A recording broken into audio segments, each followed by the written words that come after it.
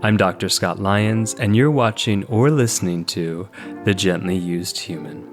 Have you ever looked at the food pyramid and thought, how the hell am I going to climb that? Or tuned into any nutritional guru on social media with their fierce and sometimes polarizing opinion of exactly what you should and shouldn't eat and thought, wait, whose diet or nutrition plan am I supposed to follow? And am I or am I not allowed to eat those sweet, yummy, and possibly debilitating carbs? Well, in this episode, I speak with registered dietitian and nutritionist Jenna Werner. We dig into the history of our obsession with the human form, the evolution of the perfect body, and how it influences the sustenance we ingest or reject, and how much of it. We dance in the nuance between diet fads, anti-diet culture, healthy eating, and orthorexia to find the right balance that supports each person, as opposed to a one-size-fits-all fear-mongering approach. And if you're lucky, you might just find out how to have the perfect foodgasm. Welcome aboard, and come on in. Jenna Werner is a registered dietitian nutritionist and owner of Happy Strong Healthy, a weight-neutral, behavioral-focused, healthy-first private practice that uses mindful eating, behavioral change management, and intuitive eating to help clients heal their relationship with food, fitness, body, and self. Jenna is also the co-host of What the Actual Fork podcast, a platform that uses research, experience, and fun to help all humans realize that they are made for so much more than chasing a smaller body. In addition, Jenna is the co-founder of the Dietitian Business Collective, a mentorship program led by 6 registered dietitians helping other RDs and those interested in private practice skip the mistakes they made along the way. Let's get this show started. Jenna, welcome to The Gently Used Human. It's so fun to have you, amazing to have you. I'm so excited to talk to you about everything nutrition related. I want to let you know I just finished shooting my content of what I eat in a day, and I had a whole film crew here, and what's amazing is we filmed it all in 15 minutes. So I basically just consumed 3,700 calories, 7 meals in 15 minutes, and it's, you know what? It's worth it. It's worth it for the fans. I feel full. I feel satiated. I feel a little gassy. And I feel like it's going to be really important content in the world. Yes. And I'm curious, like, just to start off, if we were to follow you around and as you're, a registered dietitian, what would your content be?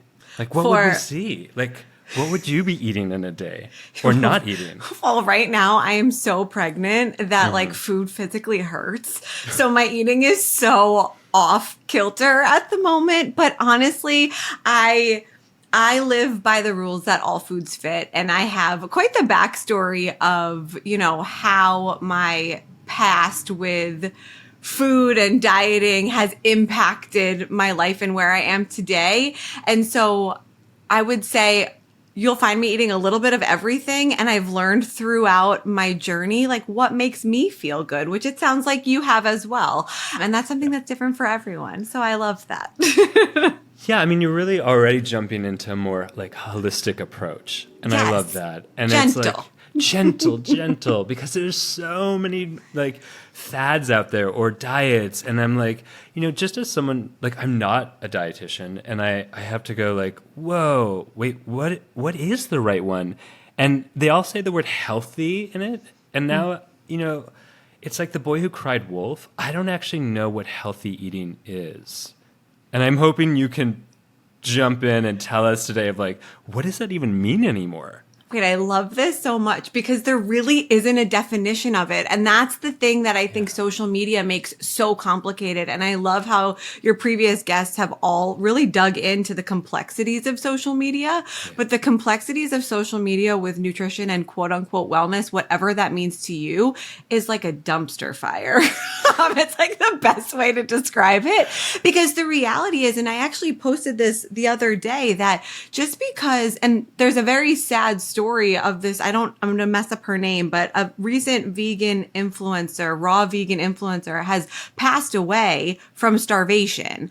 And in her stories and in her posts, she shared a lot about, how she only drank juice. She didn't believe in water, I think was like part of it. And she like survived on just juice, and she ended up getting sick. She was overseas somewhere and her body couldn't fight the disease because it was so malnourished. And so we have all these people trying to tell us like what's healthy and what's, good for us as far as nutrition and diet is concerned. But they're only using their own personal experiences and biases as the science. And just because somebody else, something quote unquote worked for them, doesn't mean it's safe for us. And so to not skirt around your question, the definition of healthy is going to be something different for everyone. And what I already love about you and what I know about you and what you preach is that mental health is a huge part of health. And so when we really look at the big picture of nutrition, if the content that we're consuming and the diet that we're following is making our life smaller, right? And it's impacting our social life and our emotional well-being and our mental health. Like, is it really actually healthy for us? I don't know. Tell me. My answer would be no, but there are people out there that put, weight loss as the top priority or the only priority, and it's anything goes for weight loss. And where I stand and the stance that I take on nutrition is that health is about so much more than what your physical body looks like. And if our mental health and our physical health are not matching, we need to reassess somewhere. Absolutely. Now, did you start in this perspective? No. No. You were like, let's get them abs, right? Yes. Which I still want to talk to you about later. I heard abs are made in the kitchen, and I'm curious about that. But let's hear more of your story about like where you started in relation to abs. Yeah. I think in relation to abs, I love that. So, I'm in my late 30s now. And when I started my practice, I was in my, pre-wedding diet phase. I remember I started my Instagram handle as like the let's keep me accountable for the wedding, shredding for the wedding vibes. And like, I was on all the things. And as a registered dietitian at the time, I used to legitimately tell people that I tried every diet for market research, but I was really just trying every diet to figure out which one would give me the best weight loss results. Like, I've never actually said that out loud before on a podcast, so here we are. Congratulations for transparency and vulnerability. I'm in for it. Let's ride this out. So I literally would try everything. Like, I remember I worked as a dietitian. I was a manager of a team, and I would bring my 21-day fix containers with me and measure out my peanut butter to a teaspoon, like, which is so not enough. And, all of the things, trying to figure out what was that magic pill that everybody talks about, right? Like, I remember I was so deep into the Kardashian, Quick Trim. I would try all those supplements. And like, when people would tell me that I looked good, I'd be like, oh, it's just natural. I'm a dietitian, and like, meanwhile, I was taking laxatives, not eating enough, working out extra, all striving for this perfection that, years later, I paired those disordered habits with over-exercising disordered habits, was maxing out at the gym, eating very little, and everybody would tell me how amazing I looked. And that fire, that fuel, like legitimately took me to a place where I just craved more and more that, what's the right word? The satisfaction from other people telling me how great I looked. And in order to continue to look great, I had to do more and more. So during that time, I started this private practice where everyone's like, you look amazing. Like, you have the abs, you have the speed, you have all of the things, teach me how to do that. Mm-hmm. And I recently saw a post where people were saying like, I can't believe back in the day, dietitians used to tell us to only eat half a banana. Like, I was that dietitian. I was that very negative dietitian that was like, save the other half. Like, it doesn't matter if it gets brown. Like, use it in a smoothie, but only eat half at a time for carbs. So, through my own journey there, my rock bottom point was when I lost my period for a very long time, and I went to the doctor, went to the OBGYN, and they did like the ultrasound, and they basically said to me, like, you're not ovulating, you haven't gotten a period, your body fat is so low that if you don't change something, and that to me meant gain weight, you're never going to have kids. And I remember taking the doctor's paperwork, putting it in the car on the seat next to me, and driving straight to the gym. So I clearly didn't hear it. You listened hard. Clearly didn't hear that. And yeah, it was one of those moments. It was one of those moments for me where it wasn't until I brought that information back to my husband, and a couple months went on where like I really understood what that meant, that there was obviously some personal battles that were fought in between there too, and some therapy. And I decided to make the change to get my period back was my goal. And fast forward, I'm pregnant with baby number 2 right now. So, fingers crossed, like everything has worked out well in that respect. But in that process, I realized there was a pattern that people that were coming to me for help were getting the help in the moment, but they weren't receiving the long-term health benefits that they were actually searching for, along with the change in their physical body. And I think it took me a little while. In the anti-diet space, we call this splinter assing, where you're like 1 foot over one side of the fence and one on the other. And I sat on that fence like bare-assed for a long time, trying to help people, reach their weight loss goals at any cost, but also like under the guise of all foods fit. And it wasn't until like I really did the research and understanding that like, hey, we can focus on any health outcome that you are looking for, and your body might change. But when it's not the primary goal and instead it is a side effect, the outcomes that happen actually last forever. And your body gets to a place where it feels just safer, and it gets to a place where it's comfortable, and it gets to a place where, you can live your life, and you can also bring down your cortisol level at the same time. And that's where I am today, helping people learn what foods make them feel their best, help people, work on that mental and physical health at the same time, and enjoy like a random ice cream date with somebody without thinking about what they have to do to make up for it immediately after completing said ice cream cone or whatever it is. So that was like a really long-winded answer for you. How'd I do? You did great. Do you want to go on an ice cream date with me? I really do. Let's do it. I don't eat ice cream because I'm allergic, but we will find something. Maybe we can find a cookie or something instead. Yeah, I'm up for a cookie. No, and when you hit that sort of rock bottom, did you and you lost your period? Did you also like? What was the mental effect on you, and what was the mental effect in your like household? It was a really sad time. Looking back on it, I don't even recognize myself. And I give my husband I don't give him enough credit, but I give him enough credit in that time, because he didn't leave me. And he very well should have, because my entire purpose in life was my body.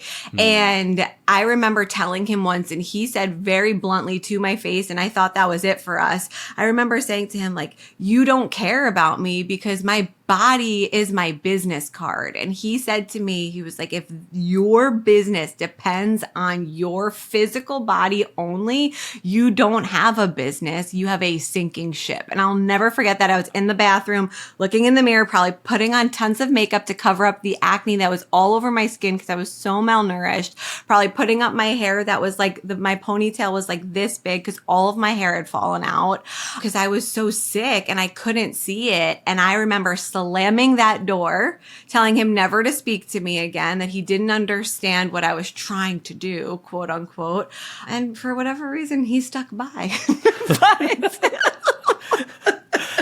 I mean, I'm so glad he did. And what a statement. I mean, what an insight. Oh, yeah.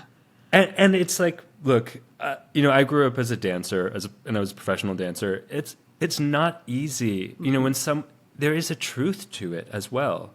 when, it's not like we live in a vacuum where that's fully true, that our bodies are not our business. 100%. And there's a point at which the sacrifice is too big.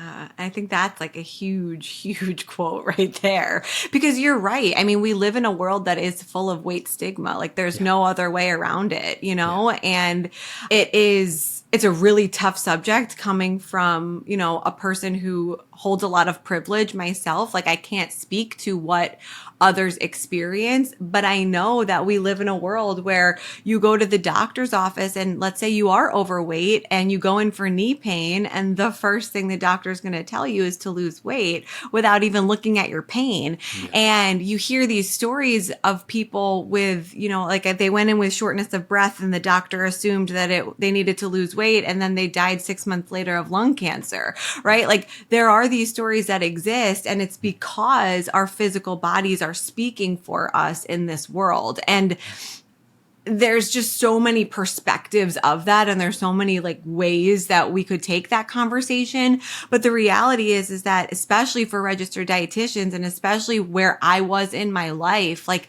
I was getting validation from my physical body, and I was clearly not getting validation in other areas of my life. And so I was just focused on that. And that's where like that eating disorder and disordered eating gray space comes in pretty hot, because when you really come down to it, all somebody wants, not all, it's very complex. It's a mental health disorder, but a lot of what people are searching for is to fit in. Yeah. Or for validation, or to feel like they're part of something. And you can very much feel like you're part of the keto community or the carnivore stands or like whatever it is. And if you don't have other support in your life, like these people can become like your everything's. Like for me, the people at the gym were like my soul. Like I gave my soul to that community. And that was my escape. It was my friendship. It was my social life. And it took over my whole life in the end. It's so complex. I mean, what you're naming is so complex when our community becomes the enabler for our disordered eating. Yes. And yet we know from all the research that our health is better in community. Yes. And so this is the complexity here. That's that the cycle. Yeah. And if you ever have you ever researched the blue zones? No, what's that? The blue zones are like the areas of the world, I don't know how many there are, where people live the longest. And they have like 8 principles. And there's one in Italy. You know how I know about this. It's a little embarrassing, but Zac Efron did a Netflix like documentary on it, where he went to the different blue zones and talked to the people in there. And I was like so obsessed with that documentary. I think it was called Down to Earth. Fantastic. Sorry, you obsessed with the documentary or the person doing the documentary? It's Zac Efron a little bit, but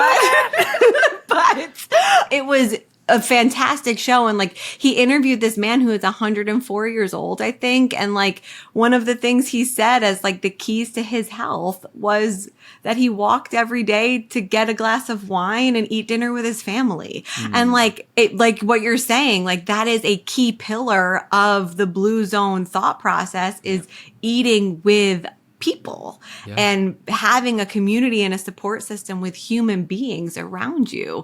And that is something that I think, to get like really deep, I think COVID really impacted so many people's ability to be with other people and to eat with other people, and the loneliness and mental health implications of that. Those couple darker years of the past 5 years of our lives has had a huge implication on, but also social media. Social media makes you feel like you're really connected to people. But like you say in a previous episode, like you're connecting with people's like cookie cutter versions of themselves. And like, that's not reality. And I think it's really hard when it comes to the mental health and nutrition space. Yeah. And there's so many different people on, influencers and as far as nutrition. And it's like social media really, I find it confusing because everyone has to have this very polar perspective in order to garner the attention, to get the followers, to get the likes. Like the more extreme you are, the more people will attend to you. Yes. You know, having a sort of holistic perspective is not always so sexy. You took the words right out of my mouth. Like I always tell people, I'm like, if I pitch you something, you're going to be like, no, thanks. Because the reality is I'm going to sit here and I'm going to say, I don't know what's going to happen to your body. I don't know how long it's going to take. And I don't know how much like you're going to have to change in your life because I don't have that magic ball. Right. But then you go on to like somebody else's page and they're going to be like, in 30 days, you're going to lose weight and feel great. And your whole life is going to be better. And you're going to have so many friends and blah, blah, blah. And you're going to be whatever. And like, they're like, sign me up, you know, Yeah, but course. You're so right. Like the polarizing content is what does well. But when you start to like depict it, like I literally just before we hopped on stitched a video of a guy who was like, let's see how much sugar is in a whole bottle of ketchup. And it's like, cool. But who's sitting there chugging a whole bottle of ketchup? Like my nephew, my nephew. So that might be helpful for him then. But I'll send it to him. Yeah. I'm picturing somebody like taking the bottle to the face and like drinking ketchup. So it's like, yeah, there might be 50 tablespoons of ketchup of sugar in that entire bottle. But what if we just say, hey, there's a serving size, like suggested serving size, and then it's 4 grams of sugar, and that's not a big deal. Like what?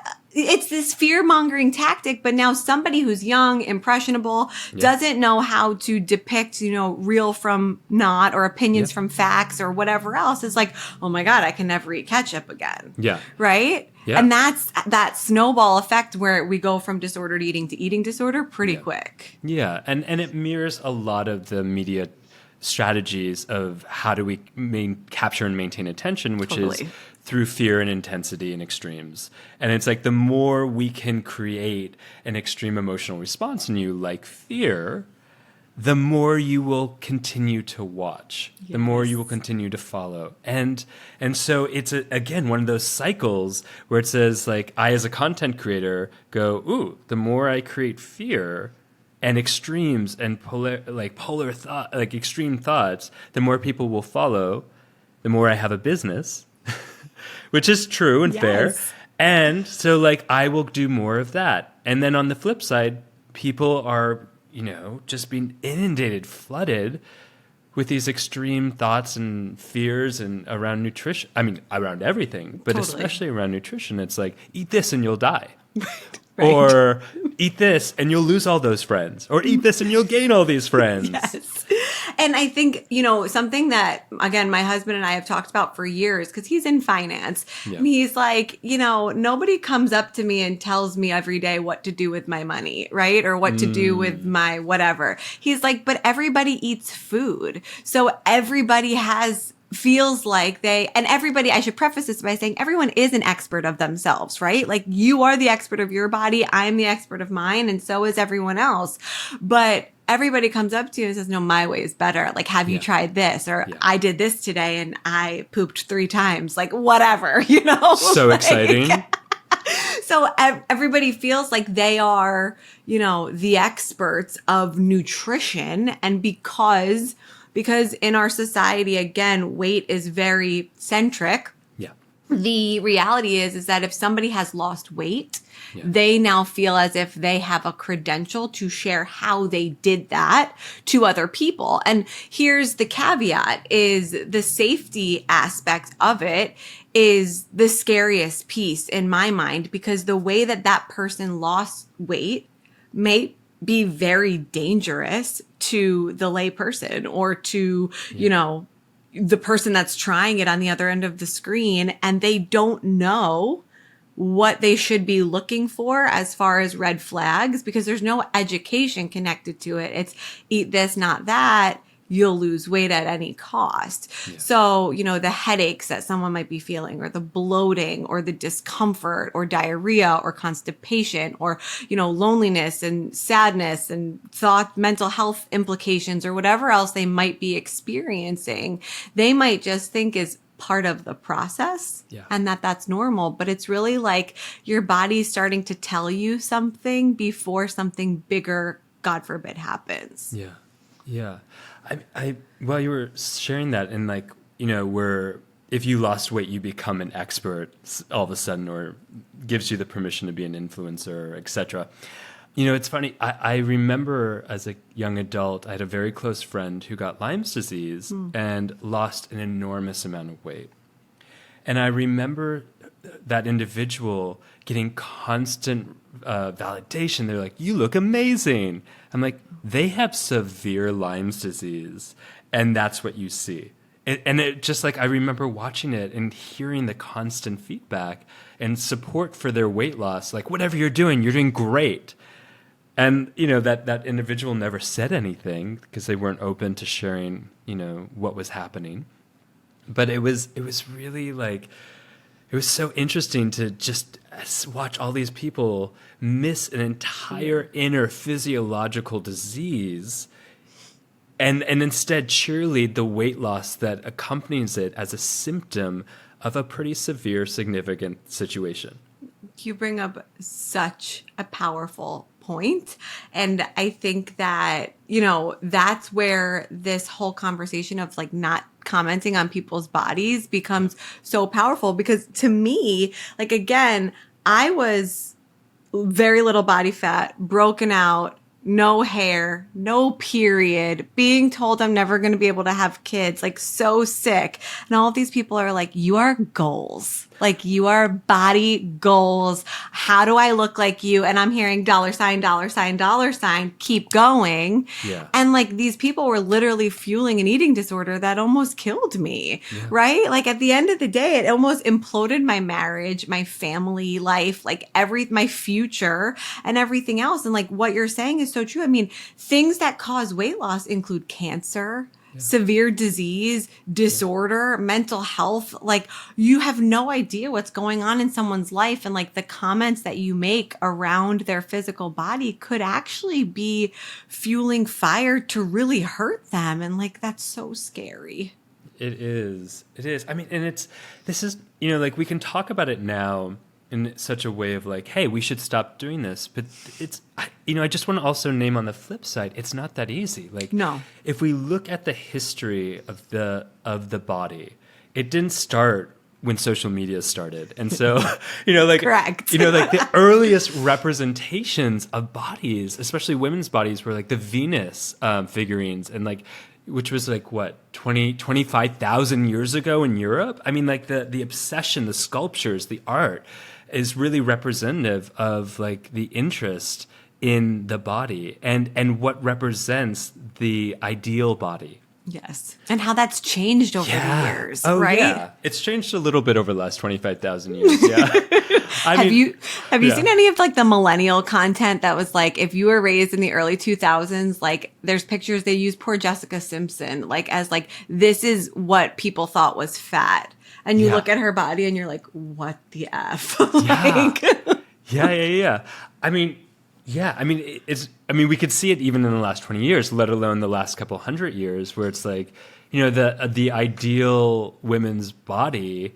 And I think that there's much more like historical research on women's body than there is on men's, which is really interesting. Very. And, you know, like, during the 17th and 18th century, like, the voluptuous, curvy body was considered what was like ideal. It represented class. It represented wealth. It represented fertility, you know? And then we see this like massive shift in the 20th century, you know, and I was thinking about this the other day. Is like, we always say, like, you know, art imitates life, but like, but it actually might be reversed in so many ways, because when we see the change of the tides in the art world, for example, of who was getting portraits, like the figures in the portraits changing, that was the social media then.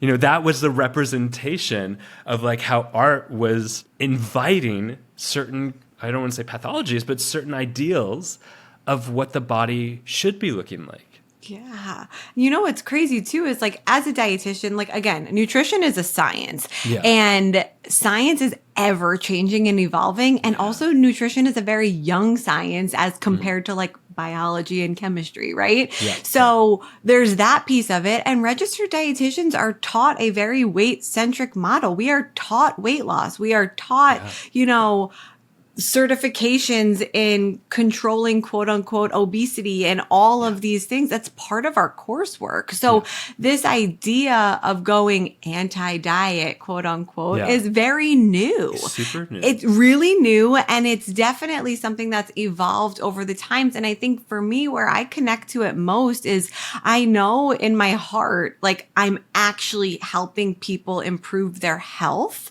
which is why I became a dietitian. I didn't become a dietitian because I wanted to help all of these people lose weight. That's where it got twisted in the middle.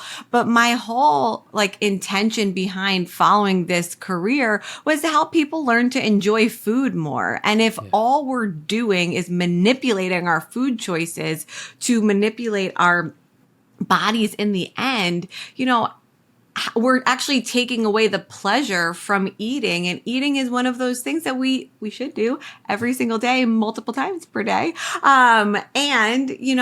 The manipulation of that is complicated because there are certain things that you can do and should do to some extent to control your blood sugars, to manage your stress load, to improve your heart health, to improve your lung health, to, prevent diabetes, all of these things, but it doesn't have to be done in a scary way. And it doesn't have to be done by saying I can never eat ketchup again because if I drink the whole bottle, there's 50 grams of sugar in it. You're not going to do that. Right? It's true. Do you remember when kale was really sexy? Yes, and now the carnivores hate it. I know, anti-kale. And it's this is what I mean of I had to stop following nutrition trends. I also think back to when you talk about it as a young science, do you remember that? What's that chart called? The triangle? Yeah, the food pyramid. The food pyramid. That evolved into the plate, remember? Oh, no, I just... When I was in school, it started with the pyramid, and then they added the guy on the side that was climbing the pyramid. Do you remember that version? He was a yodeler, right? Totally. And he was climbing the side to show that, in addition to these foods, you also should, move your body. So that was the exercise piece of it. Okay. Right. And then the food pyramid, all of a sudden the government was people don't relate to a pyramid. We eat off a plate. We should make a plate. Makes sense. Right. And so they started teaching my plate, and my plate has had 16 different evolutions of it as well. And we've settled on helping children in school understand that this is where you can put your food groups and whatever else. And I don't hate it. I don't know. I think it does help kids understand more. Can we just have a moment though? It's already gone through 16 variations totally. Or a million variations. And I think this speaks more to the fact of it may not ever be such a specific, regimented, limited science. Yes. Yes. And we see this. And so when we see it go back again of this is the way to eat. I wish for all of us to go back and just remember there are at least 16 variations of the food plate with a yodeler on the side doing God knows what to that food. Climbing the mountain. Climbing it and such or whatever.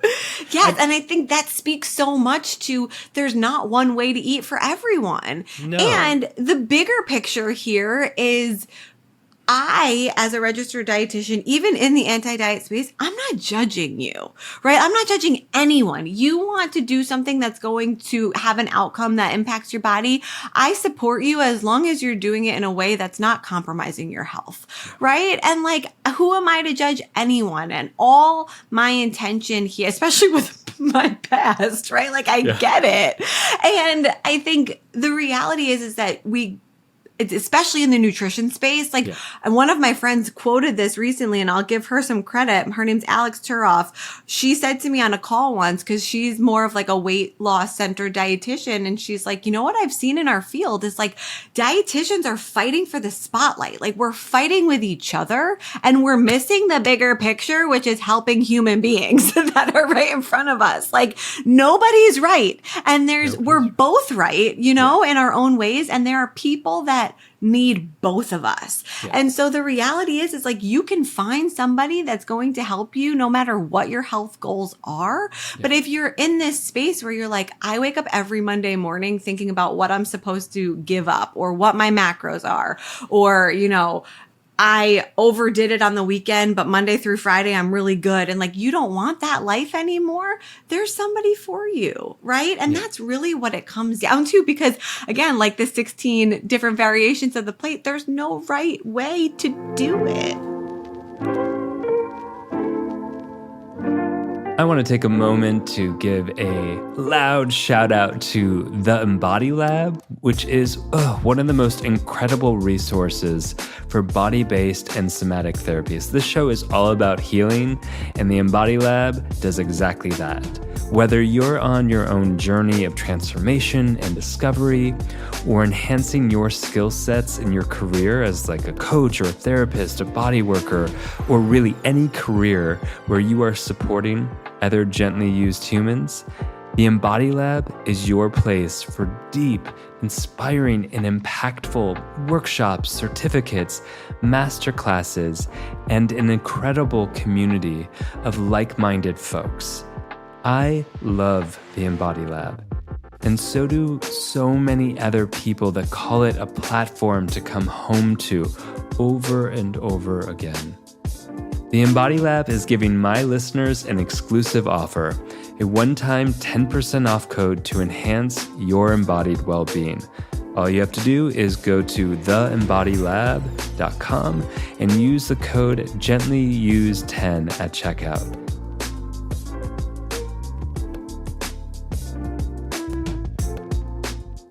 And I think like trying to group, 6 billion people into a single plate of food, subgroups of food on a single plate is absolutely ridiculous and misses this whole thing called genetics.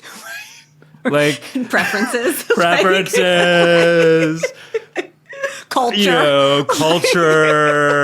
All these like things we like to call nuance. Minor things. Minor things. Like shoving us all into one category in any way is just not healthy. Mm-mm. I don't yet know what healthy eating is, but I do know what not healthy is. Correct. Yeah. And I think healthy eating, like if you and I today were to define it, it would be let's write this down. I think it would be, how you define what I always ask my clients, like, what does healthy actually mean to you? And they're like, feeling good. I'm like, okay, what does feeling good mean to you? And nobody can ever answer that right away, because the immediate response is, I'm happy with my body in the mirror, right? Yeah. But the truth is that if that's feeling good, if you look in a different mirror at a different angle, that means that you're no longer healthy 3 seconds later, right? Because we know mirrors, we know angles, we know what all counts. Don't forget lighting. I mean, I'm like, gotta know right your here. lighting. But with that said, what is the definition then? It becomes this like subset of what does feeling good mean to you? And so for some people, it could be, I wake up in the morning and, my alarm goes off and I feel energized and ready to get out of bed.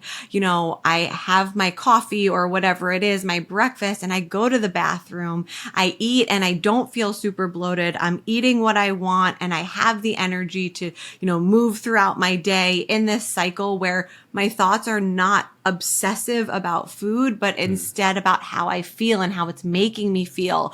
And like, we can kind of move through there. I go to the gym and I'm getting stronger and I feel good in the gym and I'm recovering well, from my workouts, and I'm progressing in my strength training and all of these things. Like, all of these are such positive ways to describe healthy while we're eating foods that we enjoy in quantities that make us feel good, that are also good for our bodies. So like, that could be somebody's definition, and somebody else's definition could be completely different. So we still haven't defined it, but that could maybe like help. Yeah. Well, defining what is healthy from like a felt sense is complex. Totally. Because often I think, when we do it in the realm of mental health or any other realm, physical, people will often say the whatever the opposite of the negative symptom that they had. You know, like feeling good is not feeling depressed. Like they might know the pains and the aches, and they're more familiar with that sort of sensate experience. So they might then identify that healthy is anything that's not that negative sensate experience. That cloud, yes. Yes. Such a good point. And it's not just, but then we miss out on what the actual nuance of like the sensation, the texture of what it is to feel alive, to thrive, to feel good. And we don't often marinate in the good sensate enough to know what healthy is. Yes. And so if I could bring that back to my own experience, like the beach is my favorite place in the world, right? Yeah. My favorite. My parents, when I was going through all of this like downward spiral, it was probably like 6 or 7 years ago now. My parents lived in upstate New York, but they had recently purchased their now home in New Jersey on the beach. And they came down in the summer. And they were like, come like spend the weekends with us. I lived in North Jersey at the time. It was like an hour drive, but like what a gift. I was working for myself. I could have left on Thursday, spent the whole weekend down there. It's my favorite place, whatever. I think you know where I'm going with this. Jersey Shores. Totally. At the time, I was also partying, so it was the best. But, because of my rigid routine that I was terrified to break, I would leave Saturday after my 2 workouts. Oh, wow. So that I would sit in hours of traffic on the Garden State Parkway to then get to the house for dinner time and then leave Sunday afternoon to go back up because I couldn't miss my Monday workout. Sunday was my rest day, so I was allowed to be there, heavy air quotes, right? So for me, that was the opposite of health, where it was my routine was actually in charge of my life and not me. And I was sacrificing time with family and friends and things that actually led to joy in my life because of a very, very strong fear of how 1 day or 2 days would impact my physical body, right? So the opposite of health for me in my life now is, not living with this intention of joy, of carrying out joy, of doing things that make me happy, all because, I was so dead set that one workout was going to set me back an ab, right? Like, who knew what I knew it'd all come back to the abs. Full circle. Right? So, and that's just not a way to live. And that's the sacrificing of the mental health, right? Yeah. In the name of quote unquote health. Yeah. And again, I mean, the complexity here is like, and we live in a world that does honor it. And 100%. it's like, promotes it. And promotes it. It's like, yes, I can honor that doing that restrictive diet, that obsessive exercise is not healthy, and I still want to go to the beach, and I still have my own insecurities, and I still get, lots of feedback from other people whistling. They don't whistle at me, but in my head they do. I bet they do. And that's okay to desire that. Like, I don't think it's fair for any person preaching any message to say, like, you should never desire to be wanted, right? It's just like, that's what we're really asking. If you're saying just like, don't care about what other people think, like, that's not the answer. It's how can we honor your true health and allow you to understand really what that means in a way that makes you feel good. And that may take a really long time. And, that's where I've gotten into heated discussions with people where it's like, how could you not want to help people lose weight? And the reality is that it's not that I don't want to. It's that I know that what they're actually searching for is not weight loss. It's a feeling of acceptance. It's a feeling of like looking in the mirror and feeling happy. It's a feeling of, pleasure or whatever that may be. And I know from years of experience working with clients and patients and from my own that you're never ever going to get to a point in your weight loss journey where you look in the mirror and you're like, I did it. I'm done. right? You're not. It's going to be what's next, right? Next? And like, that's okay. It's human nature. It's natural. But I think the awareness around that is like so powerful. Cause like, I know when I worked out with a personal trainer who was part of my downward spiral, it was like, okay, our goal is 10 pull-ups. Yeah, I did that once, like crazy. But when I got there, it wasn't like, congratulations. It's like, okay, now it's 20, right? And it's the same with weight. It's like, we're never just, and that's, again, there's positives to that. You're pushing yourself, you're gaining strength, you're doing all these things. But what is what's cost. The right word? What's the cost? Yeah. What is the cost of that? What is the opportunity cost there? And sometimes it's just not worth it. I really appreciate that. And because there is, I have a lot of friends who I love who are really in the anti-diet movement. And I love their content and I support them to the end of the earth. And I don't always see the nuance of being in this world. Yes. Where it isn't so, I don't always personally feel the option of just being like, yeah, okay, I'll just sit back and relax around that completely. Because then there's the other, there's just, we're looking at like hundreds of years in which there has been this, like you and I are around the same age, and all we know is this. Yes. This is the ecosystem to which we grew up in, and to abandon the ecosystem, even if we know what is quote unquote healthier, is a really complex, challenging thing to do. And think about like what we grew up with, right? So we grew up with Disney being all the bad guys, quote unquote, were the ones that were living in larger bodies, right?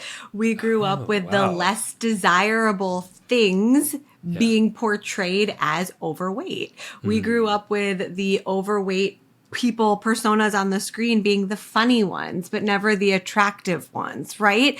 We grew up with no body diversity. And then the 2000s happened and like, what happened there? Like, who knows?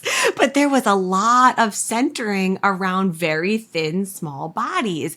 And then you go through like the years and the more recent Gen Z population has, participated in body acceptance movements, which has been beautiful to see, but it's especially for the people that are around this age group of, elder millennials, whatever you call us. Like, we can't just sit here and be like, got it, never going back to wanting this outcome because we wanted that outcome our entire lives. That's what we were told is what makes you beautiful.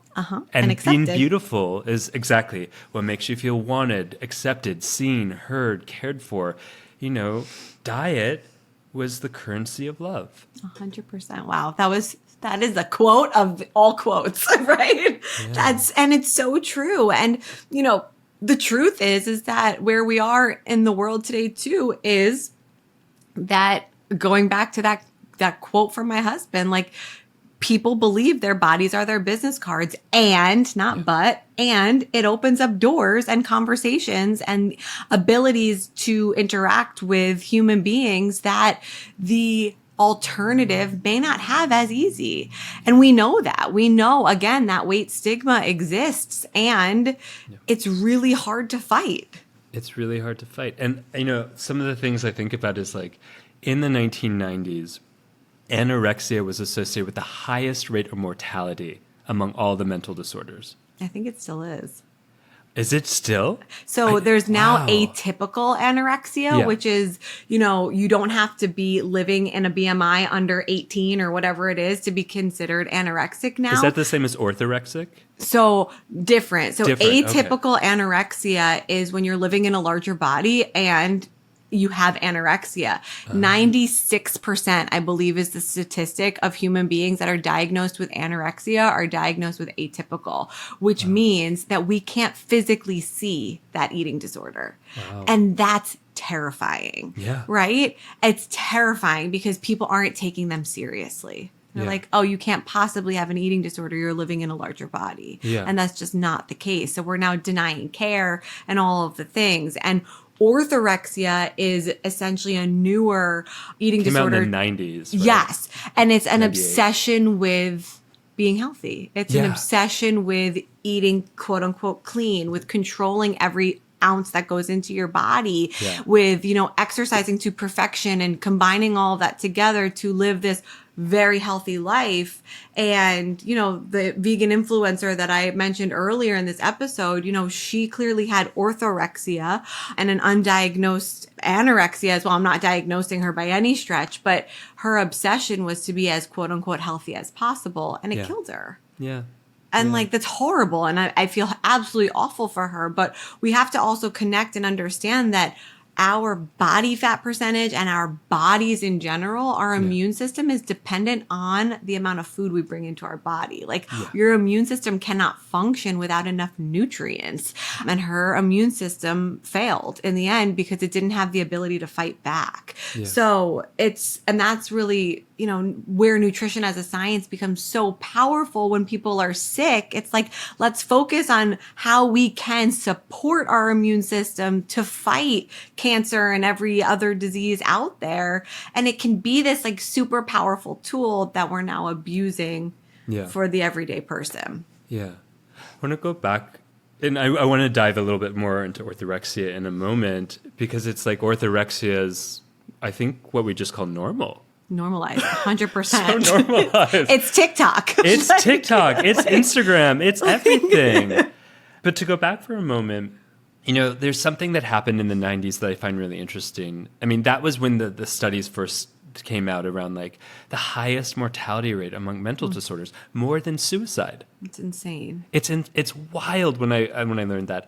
And it was in the 90s when the quote unquote prevalence of obesity increased. Now, it's not really that's the case. Right. It's that all of a sudden we started pathologizing size in this way. And so we have these absolute polarities, stemming from the 80s, where they had the highest rates of anorexia is 1920s and 1980s, which I find interesting. So crazy. And then following that, the 90s is when the highest rate of death was, from malnutrition, of course.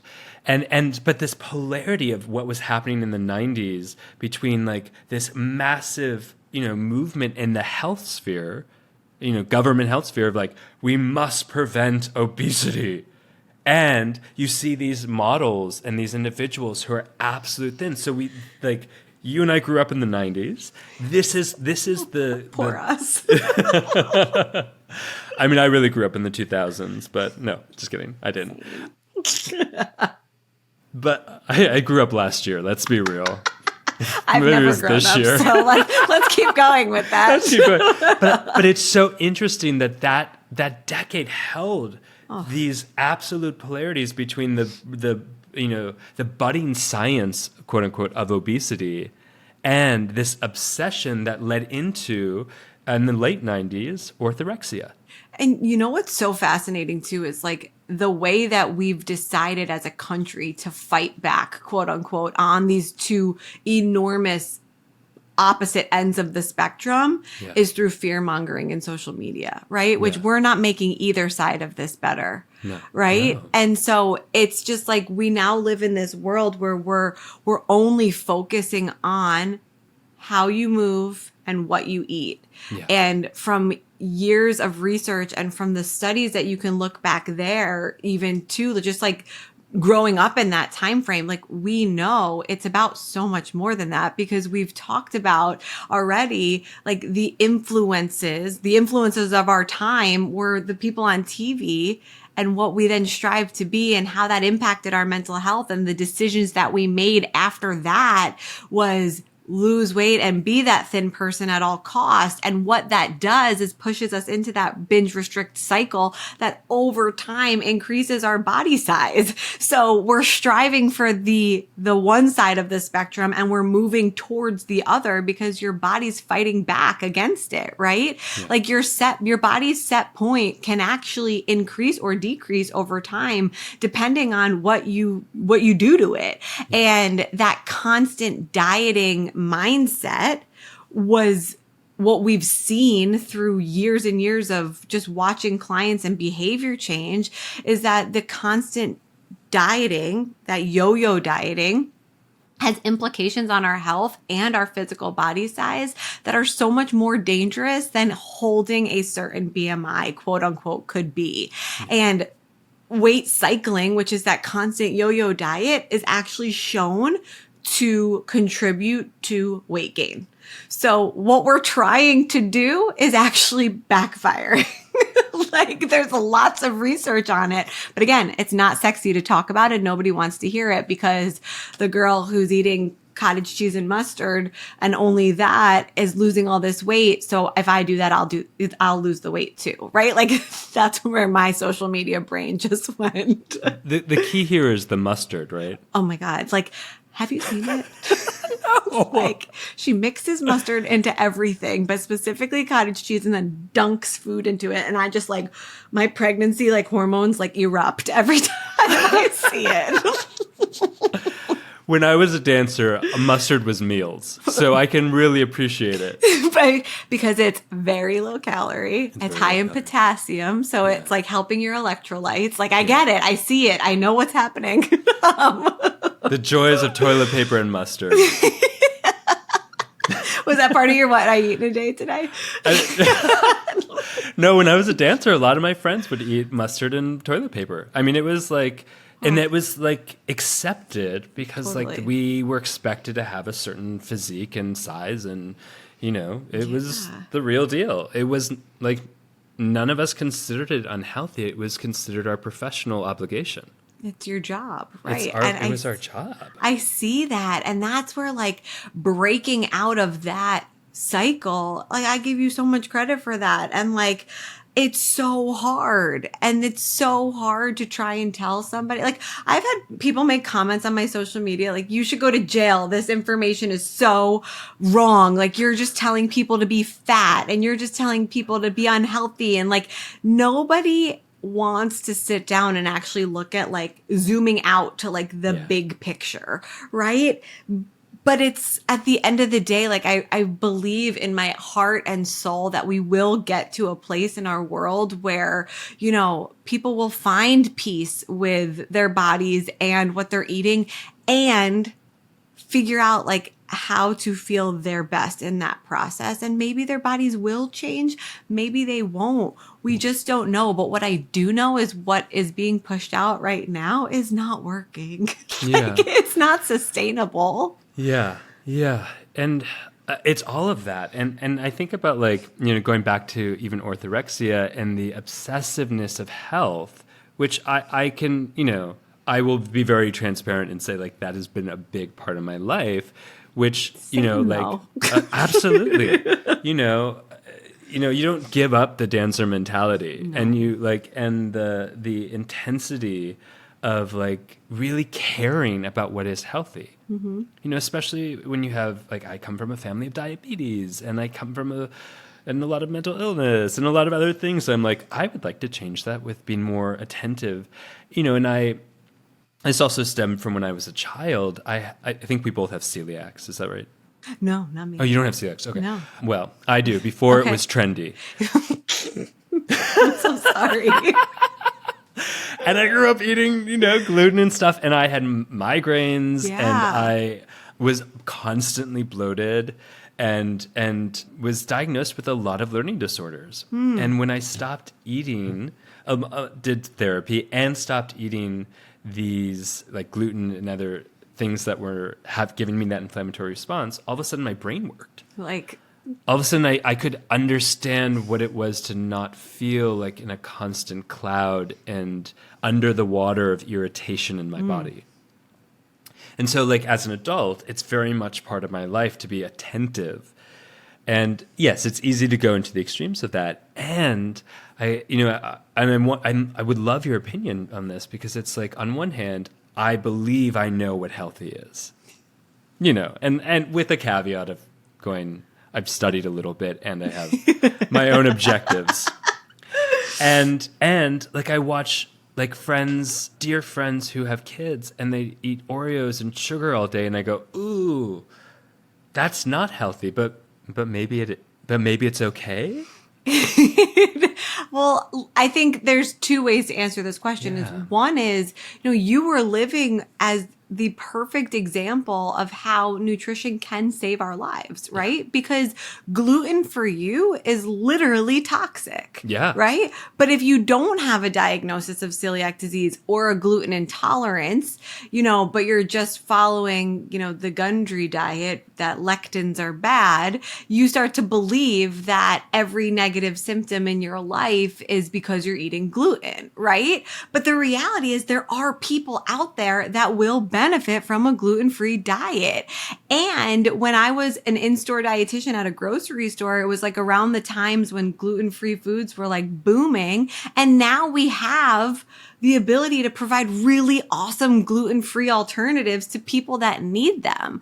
If you don't need them, but you like them, you can still have them. But we have to separate this, that like gluten is going to save or end our lives if it's not something that we're allergic to, right? So again, like what you're describing is the pure magic of nutrition and the potential that nutrition can have, which is, the ability to make us actually feel good. So for you, like we're defining you will know if you got gluten. You'll have the headache. You'll have, you go out to a restaurant and they cross-contaminate you. You're so in tune with your body that you will know that. And that's magic. And that's what I hope people can strive to do, to know is like what actually doesn't feel good for your body. I worked with a client once who literally said to me, Jenna, before we worked together, I thought waking up with extreme heartburn and acid reflux was just my norm.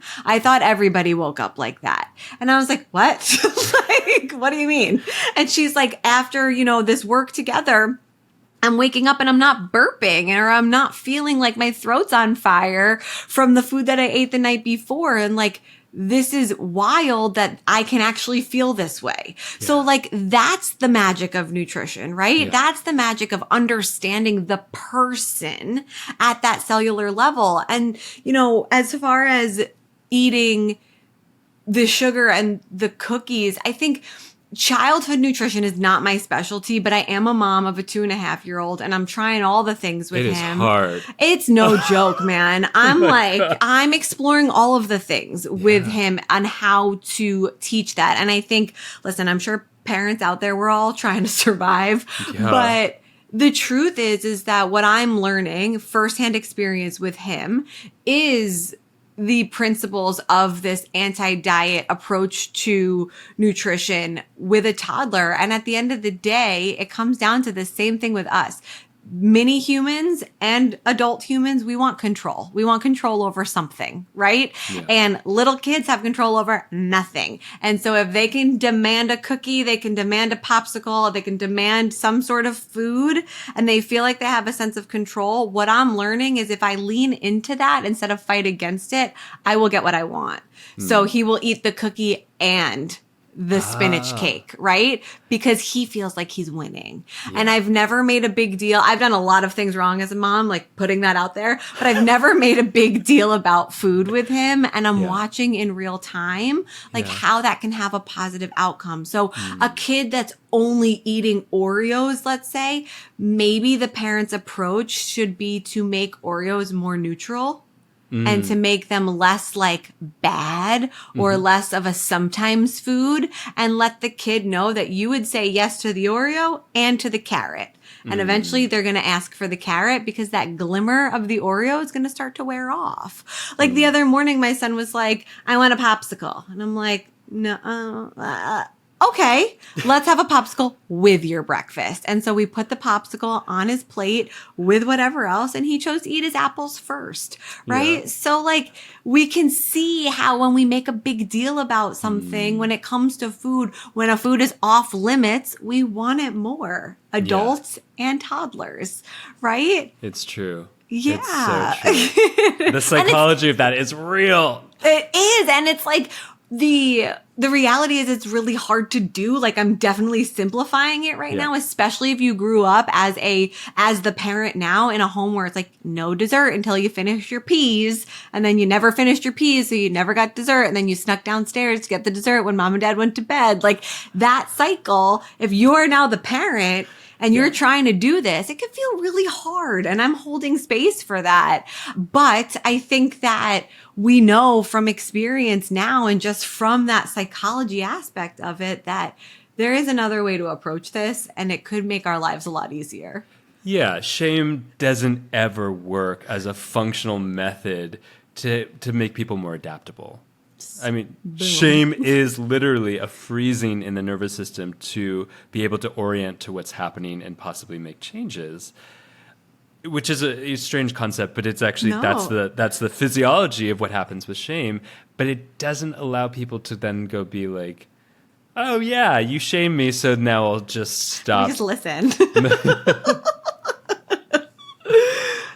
Yeah. I mean, that application to nutrition is like nail on the head. Yeah. Right? Like 100%. This show is also brought to you by the absolutely stunning and powerful tools of transformation that are created by Omala. Oof, even the name Omala transports you to a place of flow and vitality.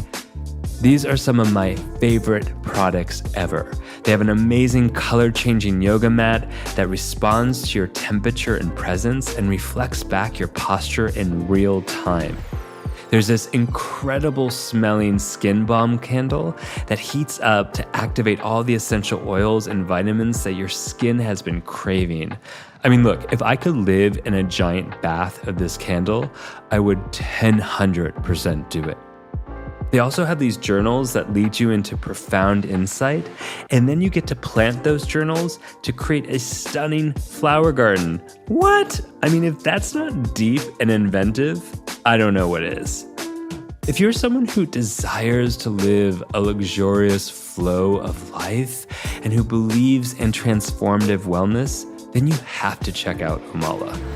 Omala is giving my listeners an exclusive discount to treat yourself to something that is as special as you, boo. All you have to do is go to omala.com, that's OMALA.com, and use the code DrScott10 at checkout. And a portion of every purchase goes to an incredible charity. You got this. So, I would love to play a game. I'm nervous. No.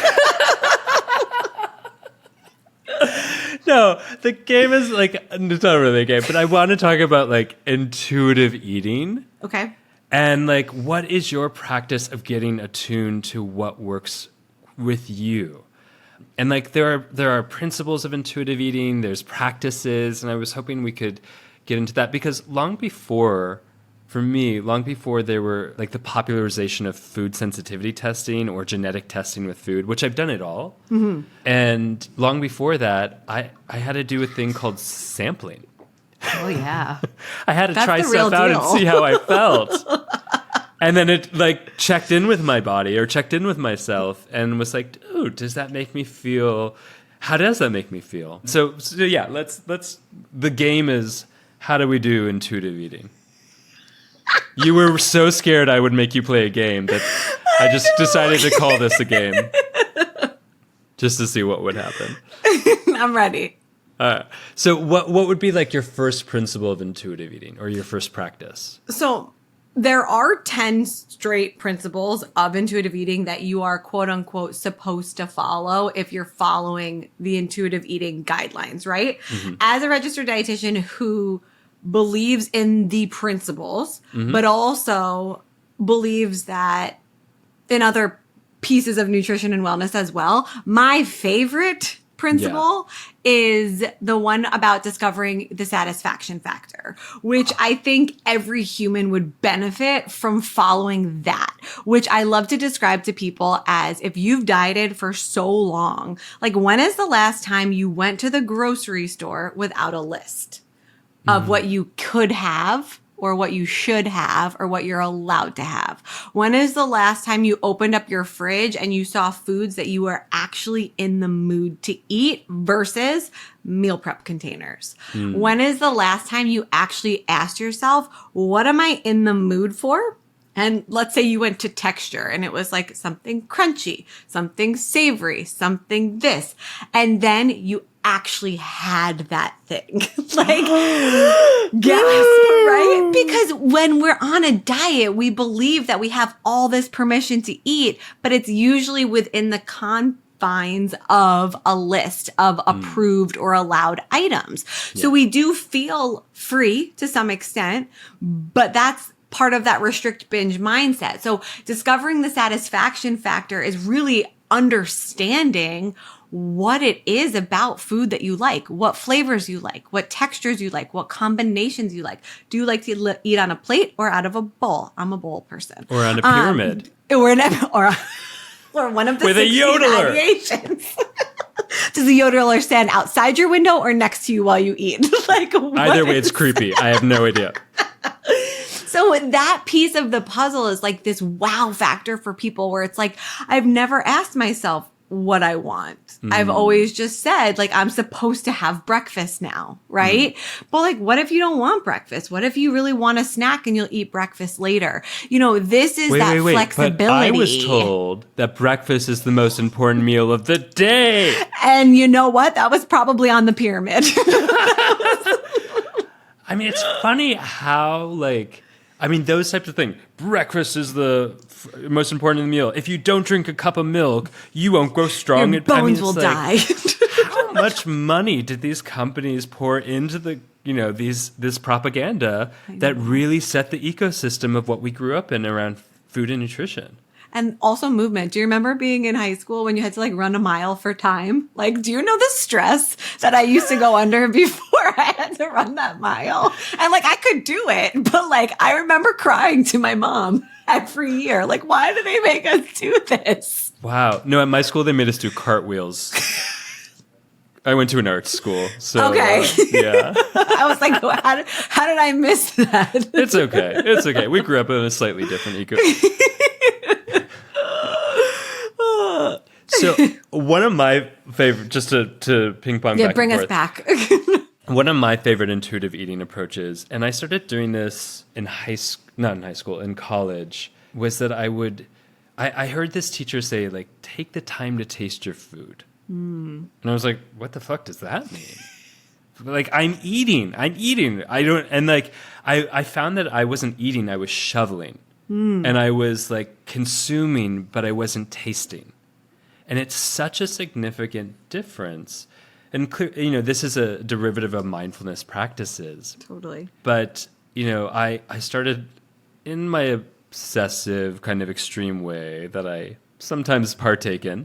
I would then spend 3 hours eating a mango on top of dairy-free ice cream.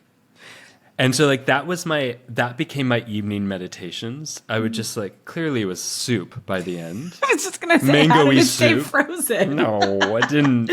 But I was like, I would take so many hours. Like, I just went into the extreme of it. But it actually, like, I had, like, psychedelic experiences after a while of just, like, really coming into, like, how the flavors moved through my body and the textures and sometimes even colors that would come up in my imagination as part of the flavors. And I became really attuned to the relationship between food and me. And it didn't feel so separate after a while, because part of the meditation practice, when I did it with other things like vegetables especially, was like the history of where it came from. It wasn't just like, I'm putting this in my mouth, how does it taste? It's like, this crossed the hands of farmers. This was in the soil. This was watered by the clouds. That's how water works, I think. Whatever. But, like, it was it became more of a holistic experience of, like, not differentiating me from food. And I had these such rich experiences, but it then became part of my motto was find your foodgasm. I love that. Yeah. Have you ever had a foodgasm? I feel like not.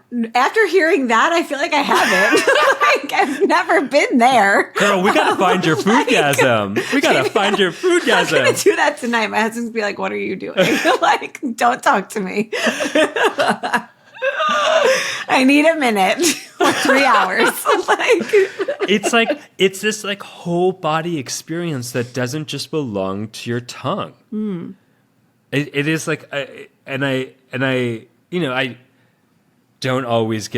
often don't get the opportunity, but like when I sit down with meals with friends that are really intentional meals, and like we're just like it, and we make the intention that this is going to be a 5-hour meal. Clearly, this is a luxury, this is a privilege, and this is the intention. It doesn't even have to be a fancy meal. It's just like we're extending a time in community, a shared experience with intentionality around the food. It's not like all of our eyes are closed and we're like putting the little mango on our lip. It's not that extreme, although it's happened. But it's like that.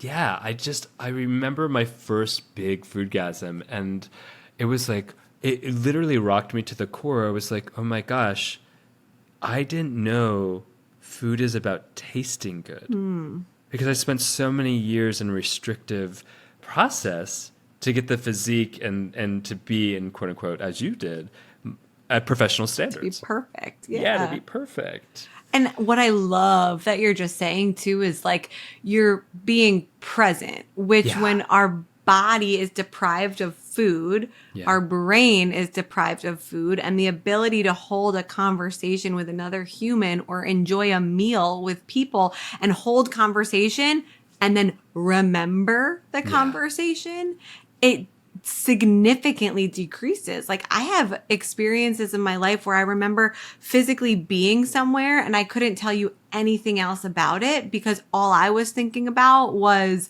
if I eat that, what am I going to have to do to make up for it? If I have that, like I can't have anything else. If I eat that, I'm going to look bloated in my dress. Like you're physically taking yourself out of the situation, which is exactly what you're describing as the opposite of like actually being present with the food and learning what pleasure can come from it or how it doesn't make you feel, right? Yeah. Like both sides of that. It's so powerful. Like, again, what a gift. Yeah. Yeah. I mean, and it was really interesting because I was also vegan at the time. And when I started trying to do that with meat, I couldn't. Yeah, like I would start crying. And it was like, I hate this. I hate this. But I had to change my diet because I was losing my eyesight severely. And I went to the doctor and they were like, you have to quit being vegan or you're going to lose your eyesight. And I was like, no. Wow. This is like, it's more important to me to be vegan. And then a month later, I was like, wait, no, I think that might have, no, I'm going to have to start to dabble in some other stuff to like solve this issue.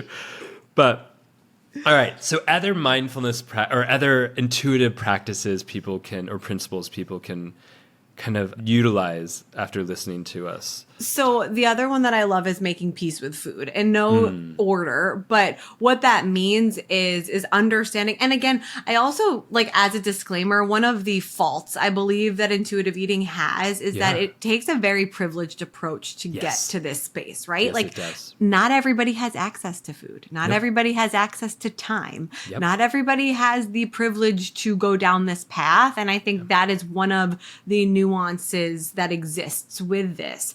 However, if you're in a place where, you want to start dabbling in it, a great place to start is that satisfaction one. Like we talked about, the discovering your foodgasm is the next principle that we should add. And making peace with food, the way that I like to describe it is really neutralizing food and starting to describe it not using good or bad, healthy or not.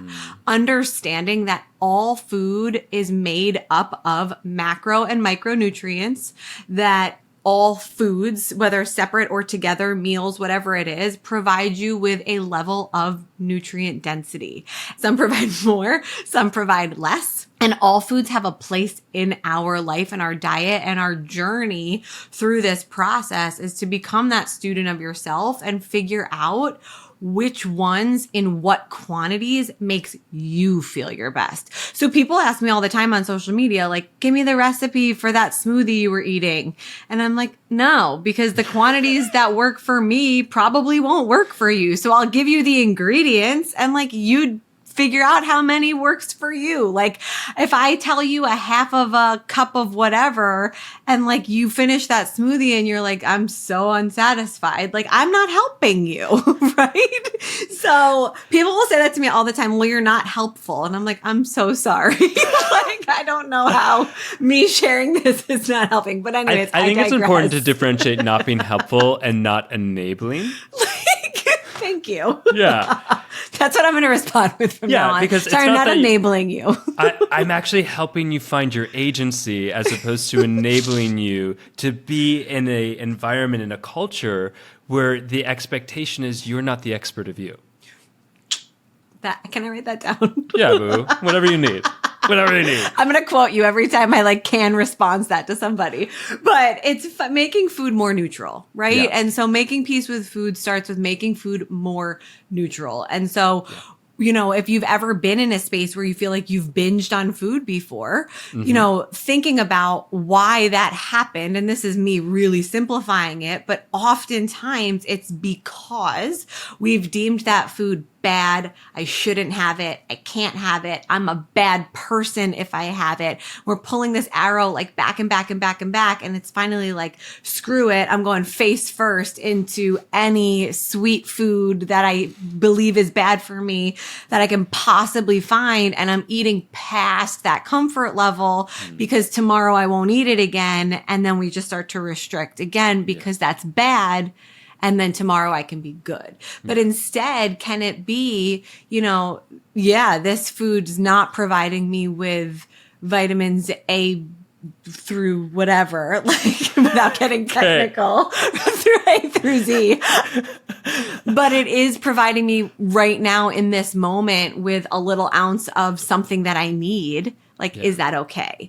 And I think the other thing too is like, there is a principle that talks about coping with your emotions with kindness that I don't always 100% agree with the wording of it, but I do agree that food can be a way to cope with emotions. Food is a vessel. Emotional eating, heavy air quotes, is a vessel to deal with a bad day sometimes.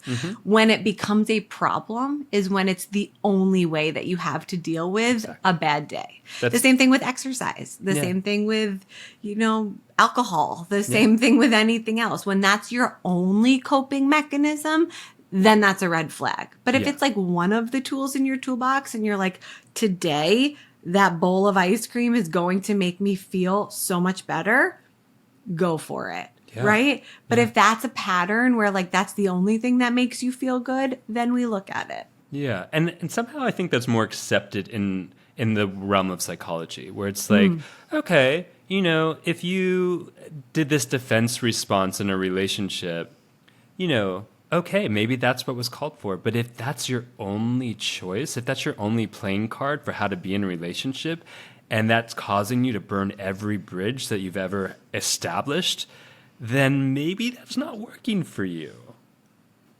And there's something about, like, I think people are more like, oh, yeah, I can understand that. But in nutrition, you know, I don't know, because people really tell me what to do. Right. And what happens when you overeat, let's say, on, you know, M&Ms? Like, nobody overeats on carrots, right? Like, I actually got beta carotene poisoning from eating too many carrots. I'm not even kidding. Did you turn orange? It was the summer of 2006. I need I turned a photo. orange. I need a photo. I just looked slightly off tan. Wow, that is so interesting. I liked a carrot. I mean, listen, they're crunchy. They're good for you. I see it. I get it. I totally get it. Meanwhile, I posted something the other day about not having something where somebody said, like, I remember a diet that I was on where I wasn't allowed to eat carrots. So there you go. Oh, yeah. I remember a diet when I was a dancer. There was like this whole diet craze that came out that was like, anti any sugars. So like no carrots. Right. Stuff. Carrots have some natural sugar. Yeah. Oh my goodness. Going back to the principles again, like something I heard Deepak Chopra say years ago, and I think it was the title of the book, or I don't remember exactly, but he said, what are you really hungry for? And in terms of like in relationship to emotions, like before you put something in your mouth, and honestly, that could be sexually, that could be food, that could be anything in that regard, like shoveling in without attentiveness to why. It's like when you're overriding or shoveling in, which is the same thing, like what are you really hungry for? What's really present underneath? And I think it's such a great principle in relation to intuitive eating. Yeah, it's like we're so fearful of actually knowing what we're feeling to some extent that we try to avoid it at all costs, when like there are so many answers that can be found with asking yourself these questions of like, what do I actually feel right now? And what is going to help me through this? Yeah. And that's a tough question, right? Because it causes you to become really honest with yourself in a way that a lot of people might not feel comfortable being. Yeah. And I think that's a big part of it. And I think, when you get down to the core, like all eating is emotional. And right? Like we have many emotions throughout the day. Foodgasms even. Right. And so really being able to, tap into that, like, no, I'm not actually hungry right now. I'm having this emotional response and maybe I should go take a walk. Maybe I should lay down. Yeah. Maybe I should walk outside and just like sit and take a breath. Maybe I need a hug. Yeah. There's so many other things that might actually make you feel better in those moments. Yeah. And it's interesting because like it's the actual act of like the chewing, the mastication. Did I say that word right? Yeah. Yeah, I did. Yeah.